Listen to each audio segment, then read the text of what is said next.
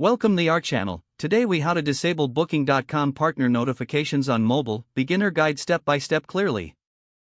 Open the Booking.com app on your mobile device. Log into your partner account if you haven't done so already. Once logged in, look for the profile icon in the top right corner of the screen. Tap on the profile icon to access your account settings. In the menu, find and select Settings. Scroll down to locate the Notifications section. Tap on Notifications to view your notification preferences. Here, you will see various notification types. Identify the notifications you want to disable. Toggle off the switch next to each notification type you wish to silence. After toggling off the notifications, exit the settings. To ensure changes are saved, close the app and reopen it. Check to confirm that the unwanted notifications are no longer appearing. Your Booking.com partner notifications on mobile are now disabled. If the page does not load, refresh the browser or try again in a private or incognito window. Make sure you are using the correct email address, then retype it carefully to avoid small typos.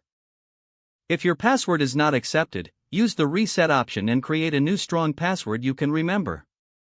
Check your spam folder for verification or security emails, then complete any requested confirmation steps. Enable two-factor authentication if available to improve account security and reduce unauthorized access risk. After signing in, review your profile details so your contact information and settings are accurate and current. If you see an error message, note it down and try again after restarting your device and internet connection.